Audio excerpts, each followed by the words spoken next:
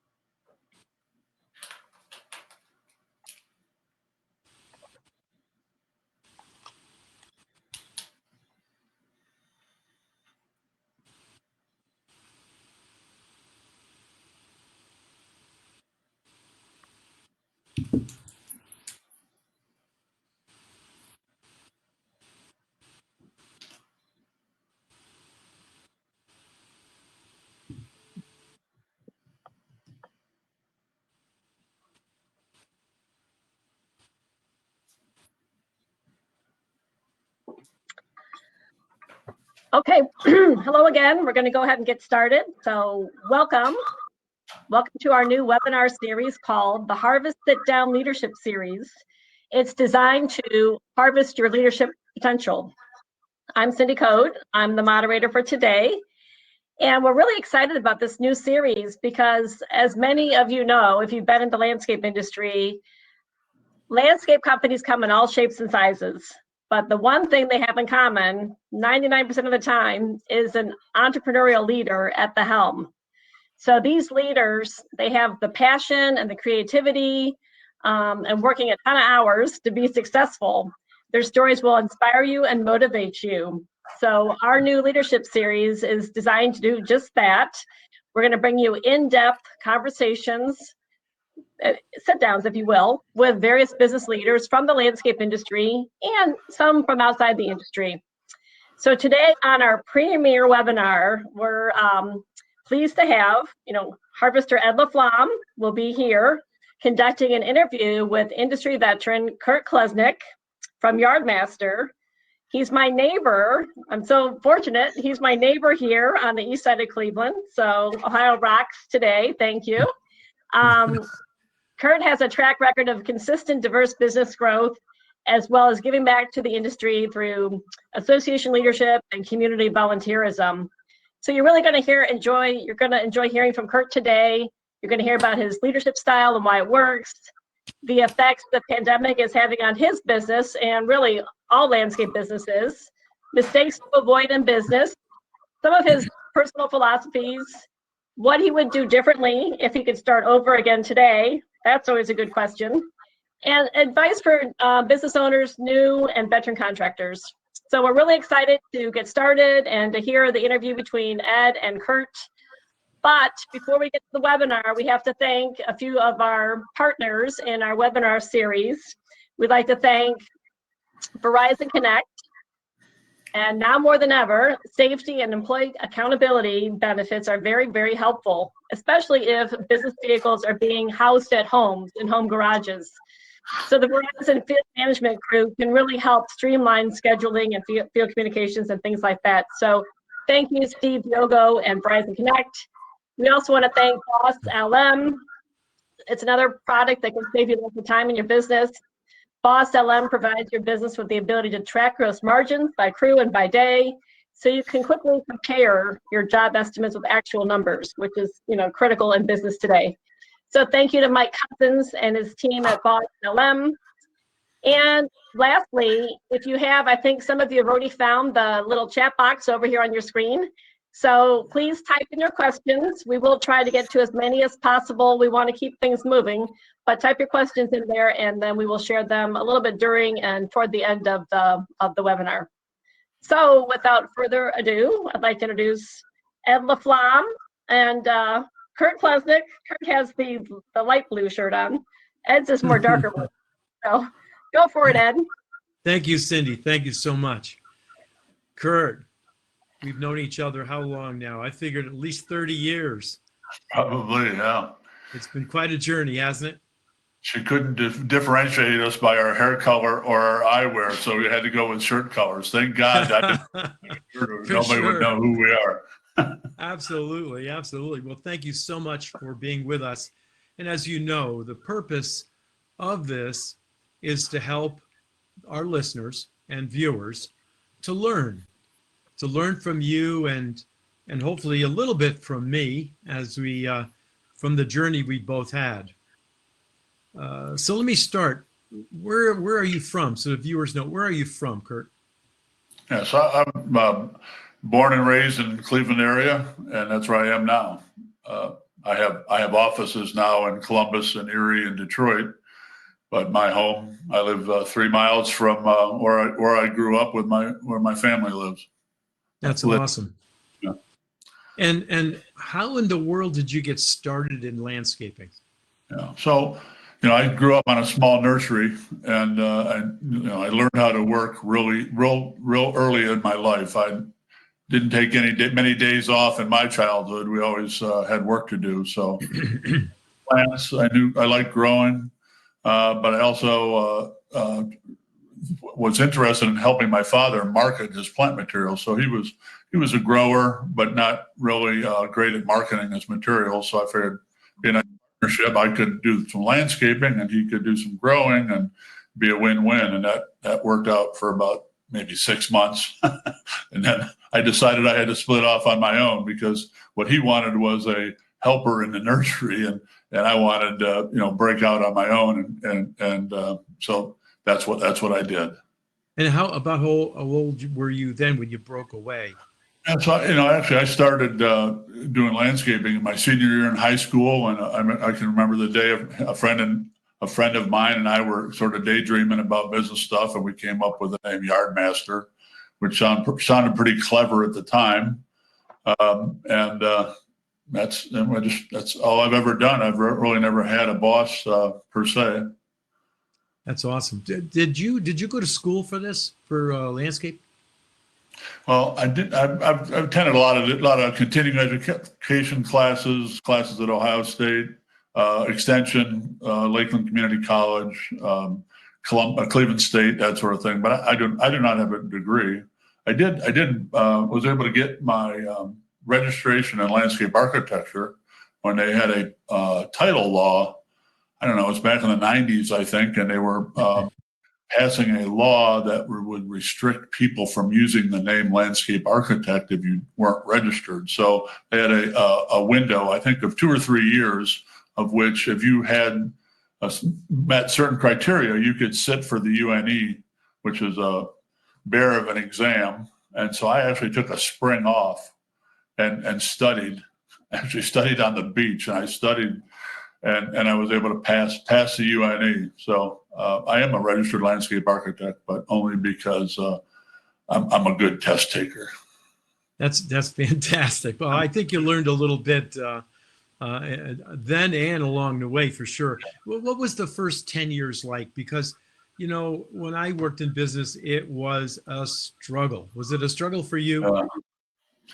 So it was a struggle, but it was a lot of fun. It was, I'm a worker. And so, I did whatever I could do to bootstrap my business. I mean, I was about 3 or 4 years in business before I was even able to get a loan on a vehicle. So I worked with some pretty rough equipment and some pretty rough people and had a lot of fun.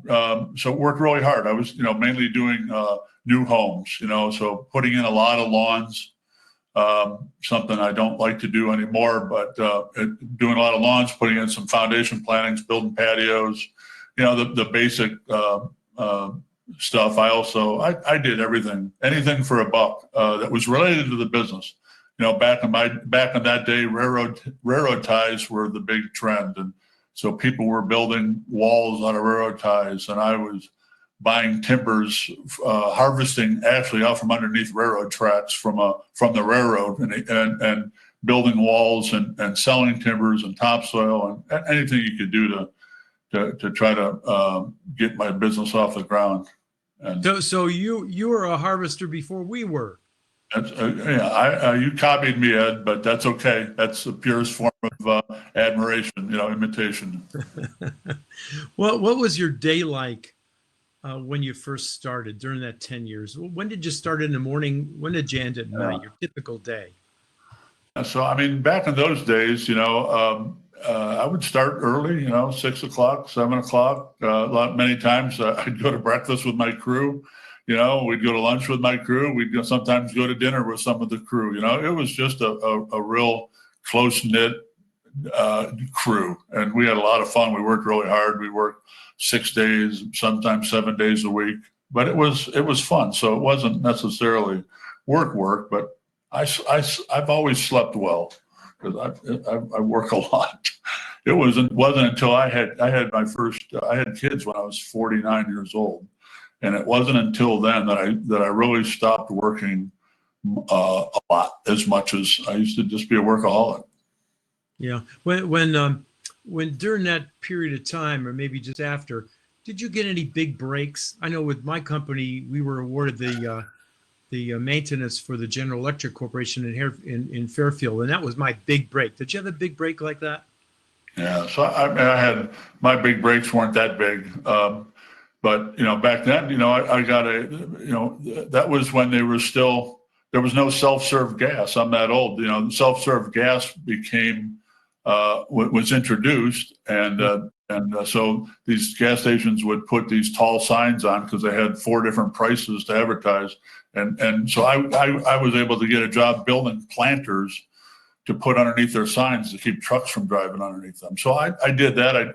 For like in about 4 or 5 states, and it was a big break for me because we took the money we made from that, and we actually got in the liquid lawn care business. ChemLawn had started in Columbus, Ohio, and always was looking for that repeat revenue type business, and it was just a really neat business at the time. And back then, a truck would pull down the street, and the driver just was inundated with people running out of their house wanting to sign up, and so we got into business. We did that for, I don't know, 5 or 6 years. Ended up, it was my first branch office. So I opened up an office in Cleveland. Had, I don't know, 6 or 8 full-time applicators and a branch office, and I learned to hate the business, to be honest with you. It just was not creative. It was, a bunch of $25, $35 invoices. Looking at an accounts receivable report would make my eyes roll over, 20 pages long. So, but that was a big break. And it was kind of how I branded my company, because people got to see my company on the street with these tanker trucks. And we did direct mail advertising, we did TV, radio, and not on a big scale, but it got me. It branded my company, sort of unintentionally, I guess. Yeah. It's funny how sometimes you get a break like that, and you just kind of follow it and see where it leads, right? Exactly. Yeah, that's the story of my life. Yeah. We don't always necessarily create the plan and just work the plan. We sometimes just take advantage of where we can we get those breaks. Right. Yes. Yeah, it's so true. So, but today, you run a very successful operation. You're in what, 3 states? Yes. And you have over 250 people working. Yes. At least we hope they're all working, right, Kurt? At least half of them are. Yeah. Right. Exactly. So with that measure of success, what's your typical day like today? How has it changed?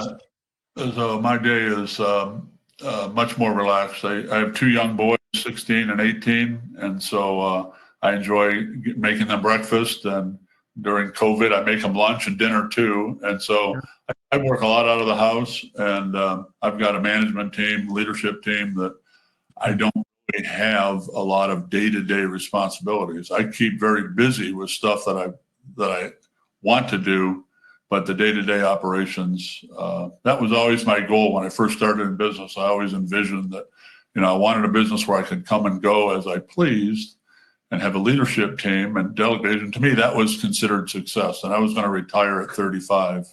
That didn't quite work out, but I do have a team in place. It took a long time to do that. That's incredible. Yeah, that's fantastic. So you have a more relaxed day. I'm assuming you work on strategy. What's your weekends like, and do you get away for vacations? Yeah, I vacation quite a bit. I like long weekends. I like 3-4 days away is plenty for me. Unless I've done some, more exotic trips to Alaska or Europe, Thailand, things like that, which have been great long vacations. But and now taking the boys with me, we do some camping trips and boating trips and stuff like that. That's awesome. Yeah. You try to enjoy the fruits of your labor, huh? I always bring a little work with me. I always have something to do, though. I'm sure. Yeah. The harvesters say that leaders are readers. Are you That's a reader? Right. I read quite a bit. I used to read a lot more, but I love reading. I love Audible. I'm a subscribed to Audible, so I've got about 8 books right now that I'm partially through. So I like listening to books, especially when I'm traveling, or driving. There's so much information out there to read, whether it's and even business radio. I don't know if you listen to XM Wharton School. Do you ever listen to Wharton Radio? It's No. XM. It's fantastic. It's by Penn State or University of Pennsylvania Wharton Business School. So just really good stuff. There's so much stuff out there. But yeah, I do like to read a lot. What's your favorite business book? Could you pick one? Well, the book that probably had the biggest impact on me was 2, really. It was The E-Myth, Michael Gerber. Right. That's the Bible of business. But it sort of added some systems to the chaos of being an entrepreneur. And to me, that's a great book for a young company to read. And then Dale Carnegie's got some really good stuff, and that really changed my look on people, learning to understand people a little bit more, and lately traction, scaling up, are some really good books that sort of along the same line. Yeah, I like Traction, and Scaling Up is a fantastic book too. Yeah. For those viewers right now, those books are fantastic. Even Dale Carnegie's book is a great book. Yeah. And I do like Traction. Traction follows a lot of the harvest philosophy and methodology, and I think Scaling Up is just incredible. Right. Fantastic. What keeps you focused and motivated? I don't have any trouble staying motivated. I like the challenge of. I'm never satisfied, and you can ask the people that work for me; they'll tell you that I'm never satisfied. I don't try to portray that as much as I used to, but there's just so much to accomplish out there, and so now at my age, the path ahead of me is a lot shorter than the path behind me. So, there's a little bit more sense of urgency, to accomplish what I want to accomplish. And does that mean you're a micromanager, though, Kurt? Are you a micromanager? I used to be more of a micromanager. Now I'm much more of a delegator, and but I like to come in to my leadership teams. They get tired of my new ideas, but that I like to see what other companies are doing in the industry, outside the industry, and see how it could apply to my business. And how do you see that, Kurt? How do you know what they're doing out there? Well, there's a million ways. Being part of the trade association is the fastest way to keep in touch with what's going on. And whether OLA has become a really great organization, Ohio Landscape Association. But NALP, I've always been involved. It used to be ALCA, Yeah. and I would go to every event that I could, and I ended up coming up through Rick Duesberg one day says, Kurt, you're always here asking questions and taking notes. Maybe you ought to do something for the association. And I think it was a little tongue in cheek. It was a little bitter, a bitter taste of, yeah, maybe you're right, and I was always surprised at how many trade secrets people would share in that. And then I realized that, well, the more you share, the more you get. And that was a real learning curve for me to realize that. So I've got a great network from being involved in ALCA, and was involved in the formation of Planet, negotiating with the Professional Association, and we created Planet, and then it evolved into NALP, and I still go to the events as much as I can. Great. I mean, the industry is just such a great industry, and people on the call know that, but I don't think that other industries know how good this industry is. The people that will do anything for you, they'll share, they'll invite you out for tours. You just ask and you'll get it. It's a very, very helpful, giving, non-jealous, non-threatening industry. And I think that as everybody was out working in our industry in March, April, when other people were shut down, I think there's going to be a lot of other industries that are looking at our industry, the green industry, and saying, maybe we need to get a piece of that. Yeah, I think they already are, Kurt. I think they already are. Yeah. Hey, let me ask you, so what keeps you up at night? My to-do list, probably. Too long? It's too long? It's too long. It's the things I want to do, the things I want to read, the things I want to listen to. So I don't, there aren't very many things that keep me up. I'm not a big worrier. So I can turn it off pretty well, but I'm a fairly driven guy. So there's stuff I want to do. For years, I would sleep maybe 3 or 4 hours a night is all I would get for years. So I would, and the rest of that time I'd be reading or working, and then I had kids, and then that changed my priorities, which was great. But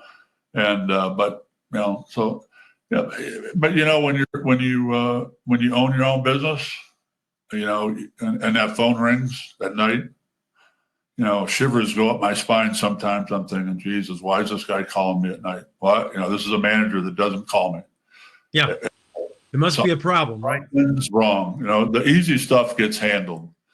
It's the rough stuff that we've had an accident, or something happened with an employee, good or bad, or a customer, good or bad, or somebody broke into the office, or just all kinds of stuff. So yeah, I think my biggest worry now is somebody getting hurt. I just when you're younger, you don't you don't ever want anybody to get hurt, but you kind of think you're more invincible, but with COVID, that's been a big motivator. But we work in such a dangerous industry, and we're responsible for these employees, no matter what shape they're in, no matter what mindset they're in, and man, they can get hurt so easy. So what are you doing in that regard to prevent injuries? We just talk about it all the time. I mean, we're hyper vigilant. I mean, we wear our PPE requirements are, right up there with anybody else. I mean, we're vests, cones. We have, pretty much a zero tolerance for eye protection and that sort of thing, and a very low tolerance for anybody that's not wearing a vest and that sort of thing. Happen. I mean, just hooking up a trailer, or anything. Things can happen. Either by fault or by just accident. So we pay a lot of attention to it. We talk about it at every leadership call. That's so great you're doing that, because that is really so true. We talked a lot about your strengths. What about your weaknesses? What would you say your greatest weakness is? I can't think of one. Do you know? Have you heard of any? There's rumors. Well, those rumors are, geez, you know what? There's I got a zillion of them, but I'm really slow paced, detail oriented. So I think What do you do? What do you do in your business to counteract that then? So, Well, I surround myself with good people. I mean, I look back at my business and I look back and I see who were my game breakers, at the time that really helped propel me to where I've gotten, or ones that maybe held me back, or ones that I lost that I wish I wouldn't have lost, or whatever. But, so surrounding myself with people who are better at doing the job of landscaping and being in business than I am, and I just try to be the coach and the venue for pulling it all together. Mm-hmm. Interesting. That's great. Good stuff. So let me give you a zinger now. Are you ready? If you were going to have dinner with anyone, who would that be? Boy, but I have to just pick one. See, I cannot pick one, Just one.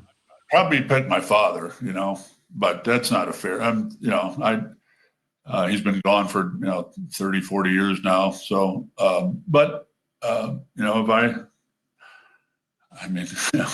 would love to, Martin Luther King, Adolf Hitler, Elon Musk. Man, there's a lot of people I would love to sit next to a plane seat with and be flying across country and talking to.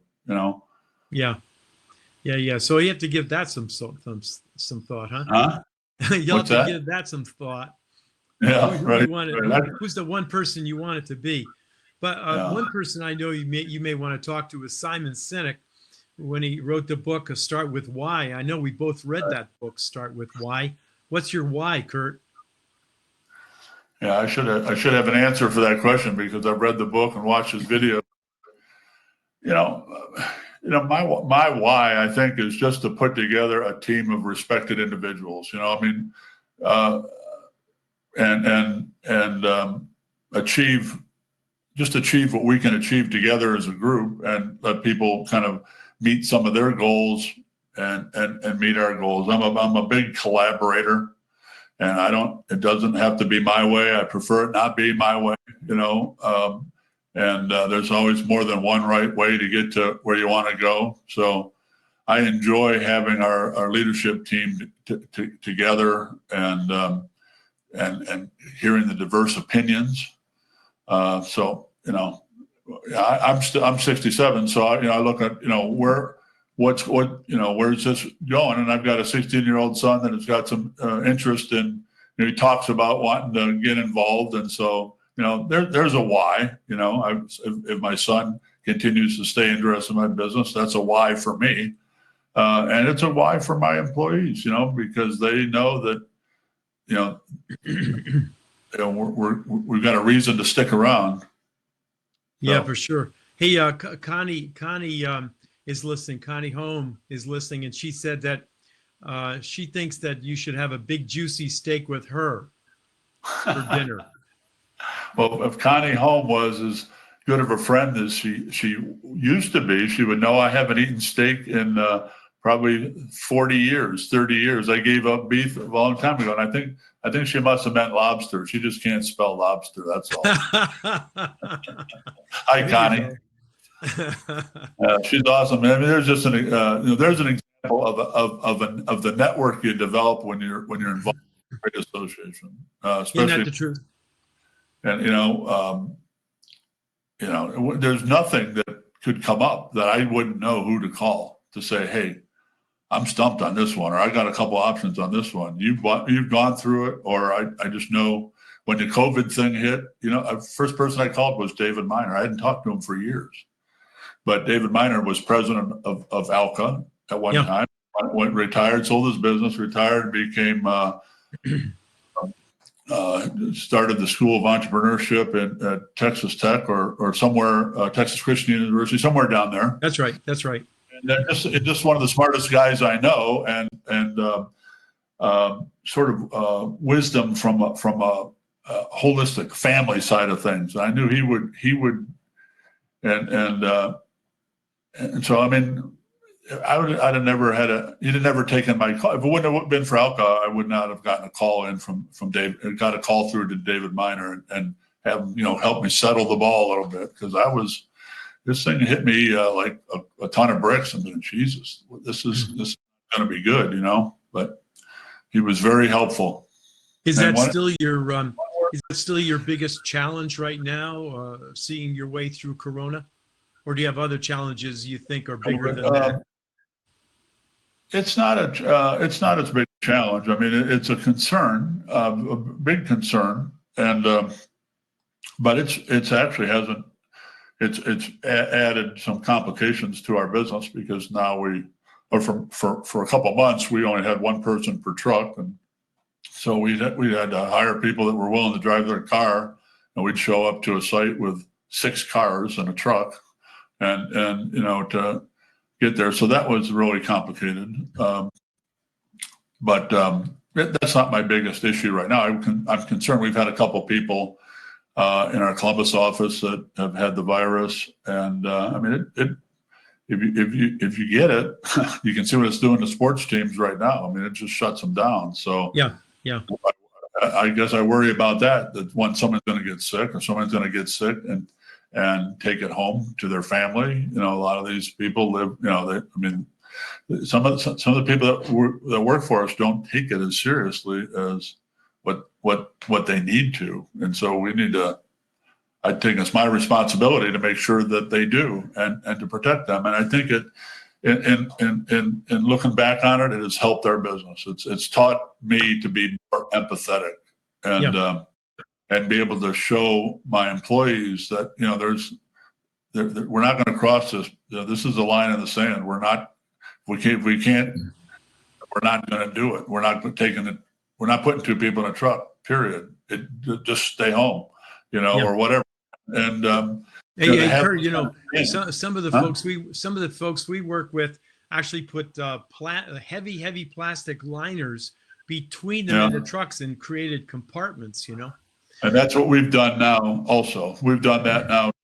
I mean, it's just become obvious that the contagiousness of it, it's easier to protect people than we thought. At first, when I heard of people doing this, I said, well, there's an HVAC system, it's March in Ohio, you got to run the heater, you can't run with the windows open. So that's not going to fly. So we refuse to do that. But, obviously it's not the same threat that we thought it was at the time, but nobody knew. Let me move to a different topic. You're now in a number of cities, correct? You're in Detroit, you're in PA, Columbus, in the Cleveland area. How did you do that? What was your first branch like, and how did you do that? Many are curious about how you open new locations. Right. So, some of it is just out of necessity because, for instance, my first branch was in the 70s, early 80s when we had the liquid lawn care business, and we, just to cut down on travel time. So my first branch office was right near downtown Cleveland, and my main office is at that time was 20 miles east of Cleveland. So it really wasn't that it's really not that big of a challenge. You have to obviously have systems. Without systems, you don't want to try to open up an office. But how did you create the systems, Kurt?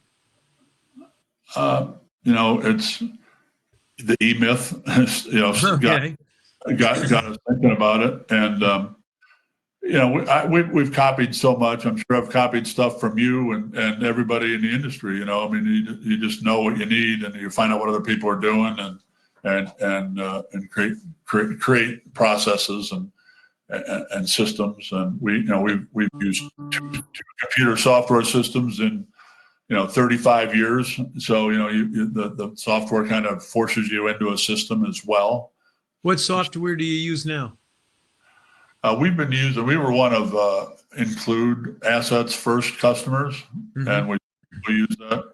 Okay. We have a love-hate relationship with our software. We used Slice before that, which was Thornton's business software. We had a love-hate relationship with that. So I'm sure there's a lot of good alternatives out there, but I've been through a software system change, and I don't recommend it to anybody. It's a bear. Unless you don't have a system that works, then you've got to get a system. But it is painful. I went I don't know 6 or 8 months without financial statements when I switched from Slice to Asset. It was horrible. Nothing whatever they tell you it's going to take, double it. Whatever they tell you it's going to cost, triple it. And it's painful. So going back to starting branches, since we're getting a lot of questions on that. So one was out of necessity, you said, because of expansion. I understand that. But then what was the next one you started? What did you do there? So probably, I think my third branch, I've had multiple branches in the Cleveland market. At one point in time, I had 3 branches in Cleveland, and I now have 2. I have 2 branches in Cleveland. A branch is an independent running operation? Yeah, separate buildings, separate leadership, Okay. Separate fleet. And then my biggest move was opening up Detroit. And that was, we basically did a big construction job up there. We used to be design build and bid build, and big construction job up there. And the client wanted us to take care of it. And they were paying us to commute up there once a week from Cleveland to Detroit, which is a 3-hour drive. And we said, well, if we're going to have somebody pay us to drive, then let's just rent a place and let's build a business. I mean, Detroit, I didn't know Detroit very well, and it's, 5 times the size of Cleveland or something like that. So we opened up our office up there, and we've been up there ever since. And then my next office was Columbus, Ohio, and that was strictly by happenstance. We had been networking with a company in Atlanta who we were put together with by our Frank Ross, our financial consultant. Said, hey, you really need to talk to Bob Slingloff down at Gibbs Landscaping. He's doing what you're doing, and he's really running a nice business. Go see him and pick his brain. And so we did, and we stayed in real close contact with him. Turned out he was from the Northeast Ohio, and we wanted to hire him forever. And somebody else, he decided to move to Columbus, and he went to work for somebody else. And we stayed in touch. And when he became a little disenchanted with where he was, we said, well, come work for us. We want you to manage Yardmaster. And he says, well, I don't want to move from Columbus. Okay, then go rent a place. And we just opened up an office there. So it wasn't strategic. I mean, it was strategic, but it wasn't, check off the boxes and do it. And that was in 1992. And, we still have some of the same original employees there. Got a nice business there. We have 2 offices in Columbus. And then after that, I was friends with John Allen in Erie, Pennsylvania. And he was running a nice business. He would come over and pick our brain on the landscaping business. And he became involved in the national snow business. And so we acquired his business in Erie, Pennsylvania. And his top supervisor has been managing it ever since. Does a beautiful job. So, if you're going to, if you're going to recruit talent, you've got to have opportunities for them. Yeah. And I'll tell you, sometimes you can have somebody that works in your same office, and they're kind of, maybe hitting on 7 out of 8 cylinders, and you move them into their own location where you're not over their shoulder. And now, man, all of a sudden they're hitting on 8 cylinders, and you think, wow, just a change of environment. And there was times when the preferable place to work was not the main office where I was every day, looking over their shoulders or asking them, I don't ask people one question, I ask them 10, so it creates opportunities. And, it's amazing what people can do when you lay out a branch outline for them, plan, and let them run with it. One a big question that's coming in right now, and we get all the time, is where in the world you find these people? Where are you finding them? And like people are just dying to find out where, and then how are you keeping them? Well, I mean, we're always recruiting. I mean, from the waitress to the person at the car wash. Whatever. I mean, you just got to be always recruiting, and you can recognize talent pretty easily. We all can. And we've hired people from inside the industry and moved them. We've hired people from other companies and had some success and some failures. But my person that runs my most profitable branch his dad worked here, and so he's a second generation employee. His dad retired from here. He's somebody I went to high school with, and he started off just as an estimator, and left for a while, had his own business, and learned a lot doing that, and came back and does a really nice job. So, our most success is situations like that. Jerry in Erie, he was not running a branch for John Allen, but I could tell after talking to him for 10 minutes that this guy he's got it. He knows he's got it. And but you know what though? How are you advertising for them, and how are you preventing them from leaving? Because today the companies are hiring the people, but then they leave 2 weeks later. What are you doing to prevent that? Is it money? What is it? I mean, we've had people, good people leave, and we've had we have the same issue. So, I think when we do strategic planning, for instance, we had, I think, 15 people in our last strategic planning meeting. We bring people in from across the company to participate. From maybe even some foremen, some office staff, managers, and so I mean, people get a chance to be part of their future, to be part of creating the plan. So I don't. That's a good question, but I don't. You can't keep. I've had good people that have left that just weren't going to thrive here. That it just wasn't good chemistry, or it wasn't meeting their needs or whatever. And I've had good people leave that were thriving here. But how about in the lower ranks? How about the crew people, Kurt? That like a lot of companies are trying to use H2B, and it's not working now. They're getting some are getting their people, some are not. What do you think about that whole situation? Well, we used to bring 100 H2B people in, and then one year we didn't get them. Really, 100? And that's I lost some sleep then, because they come in, and at that time they were coming in right at the beginning of the season, and I had to hire 100 people. And I had some people from the industry reach out to me and say, "Let me give you some of my people." I thought I was just blown away. These were not people that I golf with. These are just people that other business owners that and so I haven't used H2B since 08, 09 when we had the recession in 08, 09 and unemployment went up. I just didn't think it was. So what are you doing to bring them in and keep them then in the lower ranks to replace these? So it's a challenge. It's a challenge. It's a referral network. I mean, we try to hire from within. We pay a referral bonus. We pay, I think, $400 or $450 referral bonus. So we had one guy, I think, made $9,000 in referral bonuses. Whoa. But it's amazing how many people don't take advantage of that. So we that's been our biggest source of people, is bringing people in from people bring their friends in, relatives. In Columbus we have a large Hispanic workforce. So there's a network. In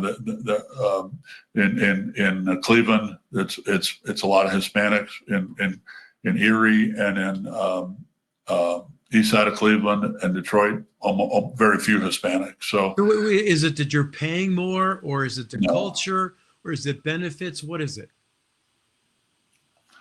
It's not because it's not because we pay more. I mean, people will, I don't know what it is. We try to treat people with respect. We try to, have a little empathy for them, and realize that they have families and they have needs, and we try to take care of them. But I don't think there's an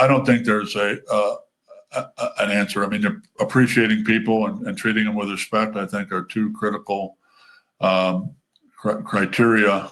But we're always recruiting. I mean, that entry level position is a tough one because people come and go, and some people just aren't cut out for this kind of work, and the sooner you find that out, the better. But I don't have the right answer, but just always be recruiting. We have a recruiter that works part-time recruiter that is sourcing people for us, Indeed and ZipRecruiter, and In other words, that's their job, dedicated to that. that's their job. And I tell you what, I think the biggest, I don't know, maybe Ed, if there's anybody out there that's really doing a good job at it. But if you think about it, it's really stupid that this industry, that Yardmaster, isn't the best at hiring, training, onboarding people, because that's what we do. I mean, we but we're not exceptionally great at it. We do it in spite of ourselves in some ways. And I don't know companies out there that are really, really good at that, but we should all be really, really good at that. We should, our highest paid person should be our recruiter and our trainer, the ambassador for the company, and bringing people in. And, I mean, I've got guys that, they'll stop at the convenience store and they'll bring back 2 applications. I mean, the guy hustle, I mean, and that's possible. But that's part of the rewards you're giving them, Kurt. That's part of the rewards. Yeah, actually, the person who did that didn't do it for the rewards. But I mean, some people do that. People need to build their own network. You were talking about consultants and Frank Ross. Did you use any other consultants? And how did that work out? Mixed. But during my career, there was very few consultants in the industry. So now there is several really, really good consultants. So I would highly recommend it. I use consultants on a regular basis. Mm-hmm. Yep. I think I would do differently. I wouldn't change consultants as often as I have. I think there's a tendency to look for the silver bullet and look for somebody that is going to do something different. And sometimes a consultant tells you what you don't want to hear. That you're the problem, Kurt. Fix it. And well, okay, I'll get another consultant. But but we still use our management team system was put together by a consultant. Our performance review system was put together by a consultant. Our training matrix was put together by a consultant. I mean, the stuff is out there. And the people that are really good at this stuff, our sales, in this business, a lot of it is selling. You should have a sales consultant that comes in and teaches you a sales process. Otherwise, you're going to pay for it one way or the other. So a financial consultant, I mean, Jesus, everybody should have one of those to at least look at stuff and say, this is out of whack. This is in line. The shortcuts are out there. I think what you got to avoid is a consultant that is one that is, you expect them to do everything for you. You expect them to help you with your marketing, your financials, your pricing, your budgeting, your organizational development. That person, one person doesn't exist. Harvest Group you've got all your specialists that do that. But I think I don't know that you have one guy that can come in and do that.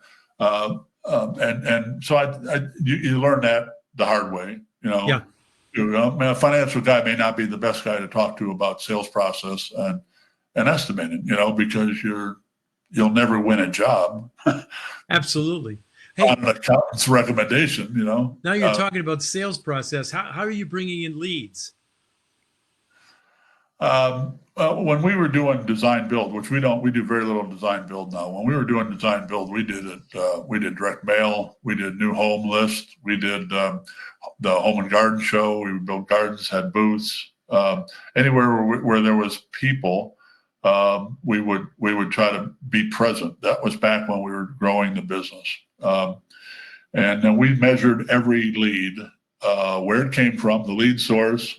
How many sales we made, what our close ratio was by lead source, what our average sale was by lead source, what our total revenue was from that lead source.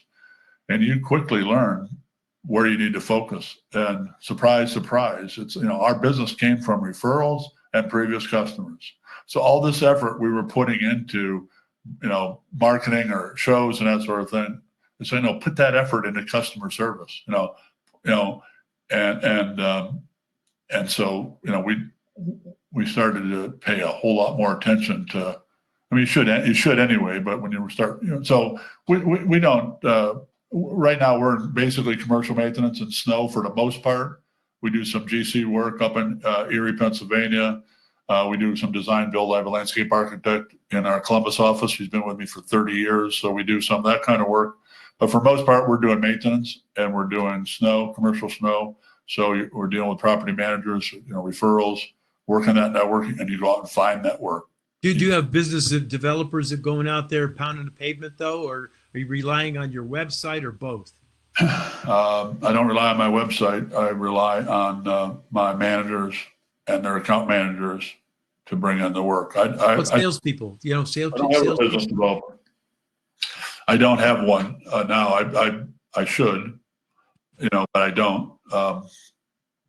So we get pretty much as much work as we can handle through the staff that we have. The account managers are, they're fairly skilled at sales. They're not necessarily excel at business development, but they own the relationship with the clients, and so some nudging and pushing and sales goals, and they can do what needs to be done. But I think a business development role is a pretty important role to have.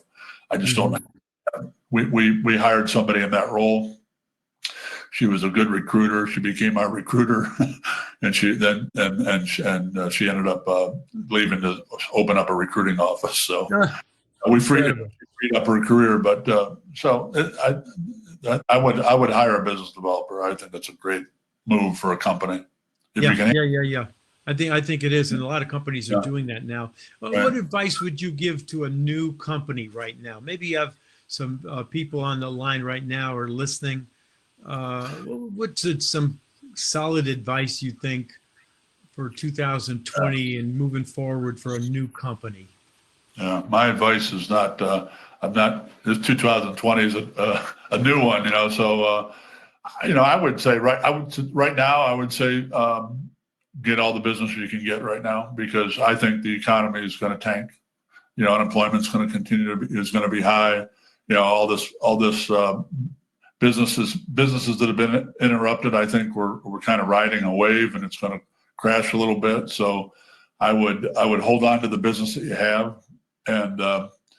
I'd be aggressive getting business, because I don't know how long it's going to last. I could be very wrong. I would also, for a business, there's a ton of money out there. These banks are overflowing with money.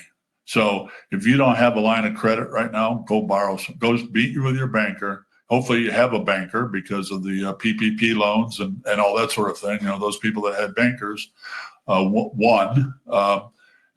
So banks are looking to lend right now. So find a good banker that you can talk to, or even one that you can't talk to, and set up a line of credit and be prepared, because and borrow it and pay it back. And in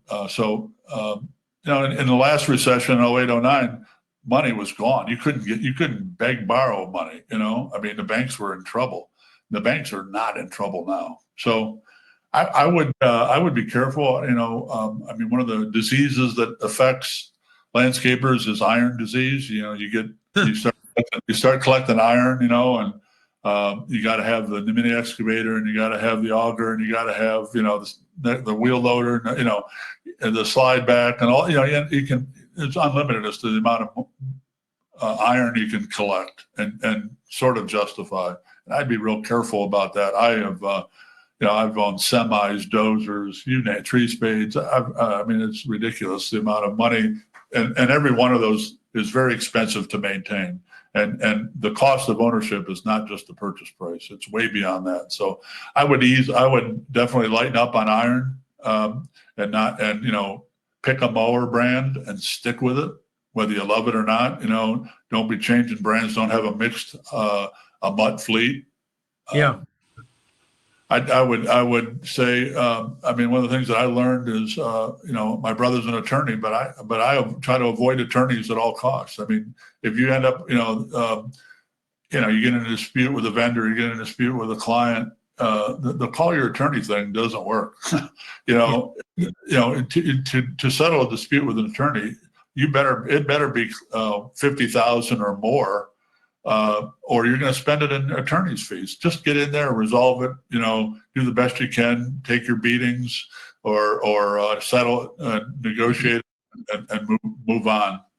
I would say watch laws, make sure you're paying I hear a lot of people paying people's salary, that are not exempt from overtime.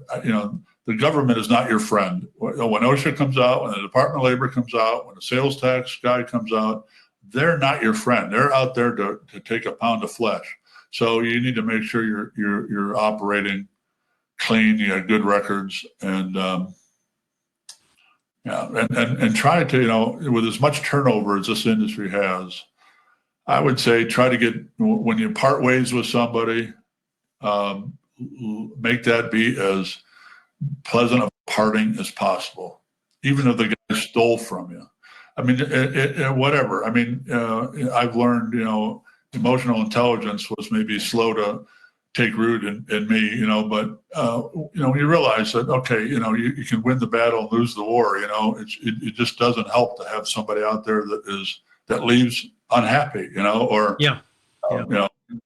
get With them just their a few paychecks minutes, on time.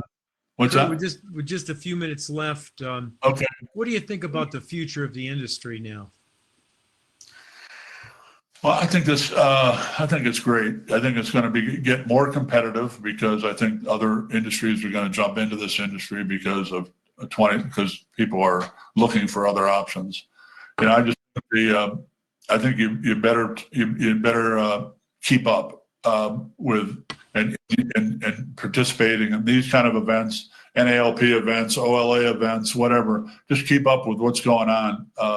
Because the sophistication level is just unbelievable. I mean, there's so many great companies out there, and it used to be such an easy entry business. I don't think it is anymore. I think it's a much harder entry business.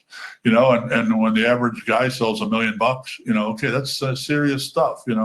So you better keep up. Find a key person and grow with that person and somebody that can offset. You don't want your clone. You want somebody that's different than you. If you're not a designer, hire a great designer. They're not, there's a lot of good designers out there. Hire a great account manager, a great production manager, a great mechanic. They can make or break your business. So I think the future is going to be great. I think all these nerds that are sitting in their basements all 2020 are going to invent some really cool autonomous mowers, or our business hasn't changed much in the 50 years I've been in business. We're still using the same old stuff with the exception of the stick edger. What else? A skid steer. Not much has changed. Somebody's going to invent something that's going to make for this industry, and it's going to take a big investment, to run it, to own it, but it's going to become more and more efficient. So I think when that comes, someday Roundup's probably going to leave us. What next? Something else is. Yeah. Well, thank you, Kurt. Yeah, I think my pleasure. You've given us a lot of very insightful information, and I think if the viewers were listening carefully, there's a lot to be said, a lot of wisdom in what you've brought out in the last hour. Thank you so much. Well, thanks, Ed. It was my pleasure. Enjoyed it. Thank you so much, Ed and Kurt. It really was really insightful. The hour flew by. We could go on, I think, for another hour to get to all the questions. But, we appreciate you joining us on our new Harvest sit-down series with industry leaders. So you kicked us off in a great way. So thank you. And for all the attendees out there, this session was recorded and we will send it out to you via email so you can share it with your team. So thanks again. And I hope everybody goes out there and harvest your potential. Very good. Thank you. Take care, Kurt. Bye, everybody. Anybody needs help, call me. I'm going to call you later. All I can right. always use help. No, not you, Ed. I'll Take see you. care, Thank you much. Great day. It was You too. great.